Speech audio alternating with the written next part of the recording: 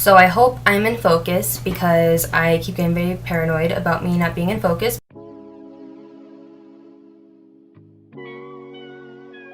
Hi guys, welcome back to my channel, or welcome if you're new here. My name is Renee and today I am reviewing a hair dye. I don't even know how long it's been since I reviewed a hair dye. I think it's been probably about a year. Today I am reviewing the Wella Color Charm paints.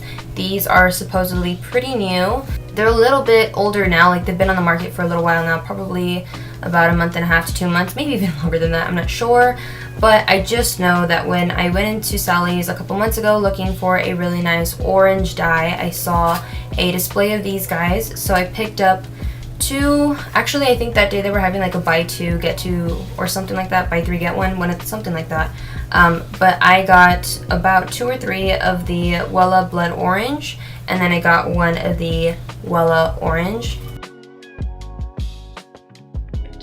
So here's what we're working with as far as what I need to re-dye. I have exposed my hair to chlorine twice in the last week or so because I've been going swimming because it's hot outside, it's summertime, and honestly I didn't come back to a natural hair color to like really be finicky over my hair color, but I really wanted to review this dye for you guys, so I'm just gonna go over this anyways. And I actually do need to hit my roots with some like chemical red dye, but I was also curious to see how the Wella dye would work on like natural toned hair. My hair naturally is just like a really dark blonde slash a really light brown, so that's my natural hair color. Obviously right now it looks a lot darker because 1, I haven't washed my hair in about 4 or 5 days now, and 2, just because their roots, if they were further grown out, you'd actually be able to see like all the highlights in my hair because I have a lot of blonde highlights. I'm gonna go ahead and change because this is actually my pajama shirt. Like, I know I'm still in my pajamas, don't judge me, but I'm gonna go ahead and change into my hair dyeing shirt. I'm gonna go to the bathroom and get myself all set up, and I will see you guys then. So I know I look pretty crazy right now. I actually already have a layer down. This is where I'm gonna start, and then I'm gonna move to my front sections because that's where I have the most issues with my ends turning blonde, and then I'm doing the back 2 sections, and that's how I'm gonna go through my hair. Here is what the dye looks like in here. So I'm gonna go ahead and slap that on my hair, and we'll see how vibrant this looks. Boy, oh boy, am I excited to blow dry this vibrant hair. I'm gonna look like Gerard Way. Not that that's a bad thing, but that's not the look I was going for. I was kind of going more for like Weasley and not Way, so we'll see. So here's what my hair came out like. Yeah, my hair is super red, and as you can tell, like you can see almost the line from where I started growing my roots out and where I stopped bleaching my hair, so that's interesting. But honestly, my hair looks really good, and if you can remember what my ends look like, this is pretty vibrant on top of them. I do definitely recognize that my hair is already permanently dyed with chemicals to be red, so it has a red tinge to it, and all I have to do is add more red pigment to really enrich it and bring it back to life so it doesn't look brown and it does look actually red. So I know that this can feel like a little bit of a botched review, I guess you would say, but honestly, like, my hair was bleached underneath it. There's like 2 layers of light copper dye on top of my bleached hair. And the last time I had put box dye on my ends, like on my bleached part of my hair, was probably about 4 months ago now. I do want to say though that this didn't really do much to my natural hair. So, I mean, it probably helped it blend a little bit better with my chemically treated hair. I just heavily believe this would look really good and would last really well in bleached hair as like an actually red pigment, not just like a red hair refresh. This time that I did my hair, I didn't add in any of the orange. This is actually empty. I think I just kept this under my sink to show you guys for this review. But this I mainly used on my hair. This recent time I just diluted it with a whole bunch of conditioner. I think I used about 3/4 of the bottle. I'm not sure because I have a Tupperware that I keep like leftover hair dye in, and I just mix in more conditioner and I use that as my conditioner in the shower to keep reviving my hair color. And then when I want to re-dye my hair, even if there's still like my conditioner left in there, it's basically the same thing. So I'll just add more color, add more conditioner, and make a bigger batch to cover more of my head, if that makes sense. I think I used about 3/4 of the tube, and then I just filled the rest of it with conditioner. So it kind of just depends on how long your hair is. Like, I would just say to probably make more than what you think you might need, which is what I like to do because, like I said, I use the leftover as conditioner, and you could do that too if you want, but I just think that's a safe thing to do because you never know how much of the product your hair is going to soak up and how much more it's going to need. But before we get into the real details of this hair dye, I'm going to give you guys, or try to give you guys, a brief history of my hair because I like to do that in all the hair videos I make. I think the history of your hair is like really important as to like the state that it's in and like explaining how certain products work on it.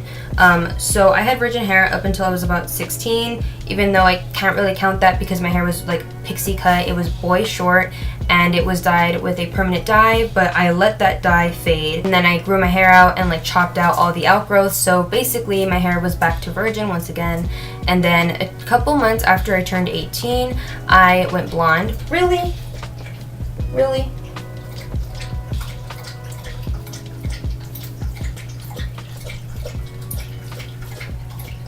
That within itself was a whole fiasco because I didn't get my hair professionally done. I had someone that I was friends with at the time, she was in beauty school at the time.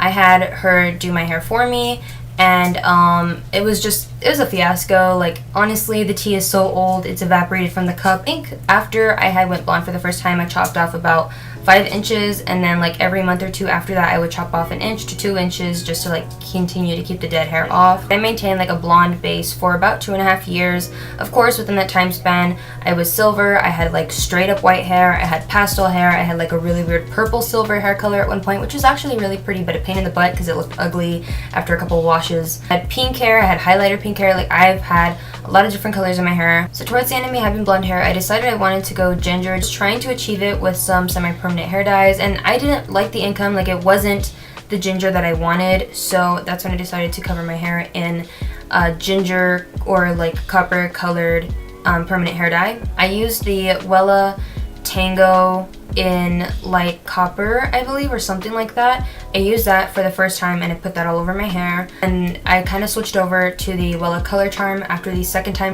dyeing my hair with the Color Tango. So I originally went ginger with the Color Tango, I refreshed it with the Color Tango, and then I moved on to the Wella Color Charm. I think I went over the whole head or like all of my length about 3 times with permanent dye, and then after that I decided, because I was scared of my hair turning brown, I decided I wanted to try using red semi-permanent dye on my length because I already, my length is already permanently dyed with red, so all this would do is just like add more of that color back in and then just go over my outgrowth with the permanent dye. I thought that would be a good idea. I'm kind of debating on just going back to like straight blonde and just trying to like mix more black into a red-orange combination to make a deeper ginger so it looks a little bit more natural and not so like fluorescent and vivid. Well, I guess vivid would be the word. But as far as what my hair is right now, it does look pretty decent. My bleached ends, like it just took so much of the color, like even though they're not like, it's not a blank canvas underneath this. Like I said, I have the permanent dye, like a couple layers of the permanent dye. Faded, yes, but still I have that and it still looks super vivid. As far as my roots that has just the Wella Color Charm on it, it does still give it a color, but it's obviously not nearly as vivid as the ends. So if you're a redhead and you're not somebody who's in my situation, like you had virgin hair and then you used the permanent dye on top of your virgin hair, so it kind of is just red and it's not like bleached in all this other situation like I do, then I definitely think this would be a great product to just freshen up your color, just to give it more of that red pigment so it doesn't look more brown. As far as the lasting power, I did give myself more than enough time to test these out and see how they do against like washes and all that kind of stuff. I'm not going to give you guys a whole breakdown of how I wash my hair. What I basically do is I just mix together half moisturizing shampoo and half clarifying shampoo, just because moisturizing shampoo doesn't really suds up the way I need it to, because I take about 4 or 5 days to wash my hair, and that means my scalp is really dirty and I need to really get the stuff off of it, so I need that clarifying shampoo. And then I of course wash my hair out, and then after that I will go ahead and lightly wring my hair of the excess water in it, and I apply, like I said, that not really diluted, but like a little bit more diluted than usual dye from whatever's left over from the last time I dyed my hair. I'll apply that onto my ends, and then whatever's left over on my hands I'll just lightly, like very lightly, just apply it to the top. This is to add moisture back in, because after that clarifying shampoo, it can cause my roots to get a little bit dry, and I don't want it to, like, I don't want my hair to snap from the root because that's horrible. So I do that to add just a tad bit of moisture back in without making my hair greasy. And I also do that again to add just a little bit of tint to the roots as well. And with that routine, my hair color, it doesn't maintain like this vivid, like it's probably going to fade to a really nice ginger color in about another 2 washes. So it is very, very pigmented. If you like accidentally spot this on your wall, it will definitely lean a little bit of a stain, especially if you have white walls. As soon as you notice it land, you need to clean it up with like a paper towel and then like a Clorox wipey, and hope to God that it doesn't stain your walls, because it definitely has stained mine. I personally haven't found any issues with staining on my towel or my pillowcase, but I think that's because of my method for washing my hair color out. I like to wash my hair out with pretty warm water just because I don't want that transfer to happen onto my pillowcase. I don't think I should have to purchase a black pillowcase just to have red hair or any colored hair. Like, I've never had issues with color transfer like that onto like my clothes or anything, just because of the way I like to rinse out my color, because I want to avoid that happening. But it is still very pigmented. So like I said, I wash my hair with warm water and my hair is still, like, as you can see, it is still pigmented. But I can promise you guys, like, my hair in real person is very, very vivid. It's kind of like a Ronald McDonald color. I don't love it this way. I tolerate it because I know it'll definitely look good in another like 8 days when I wash it another 2 times. It does last a good while, I will say that. It's not the same because, like I said, I do mix in my color with my conditioners. Once my hair is at the place that I like to maintain that, and every time I wash my hair after my hair looks good, I will use that tinted conditioner to keep adding color every time I wash it. And I think it lasted a good long time. Like, my hair looked so good for a really long time. It really started to get really bad though when I went swimming. Obviously it's chlorinated water. I knew it was going to strip my hair of a lot of the color, and I accepted it for what it was. Like, it just didn't last through it, but I accepted that for what it is. That's just going to be the case with the majority of semi-permanent dyes because they're not made to withstand chlorine. I think box dyes aren't even made to withstand chlorine. Like, chlorine can just mess with your hair color even if you use a permanent box dye. Also, another big upside that I'm just barely mentioning now is the tube is actually really, really easy to squeeze. Sometimes the tubes for these hair dyes can be like, it makes your knuckles hurt and like your joints in your hands hurt.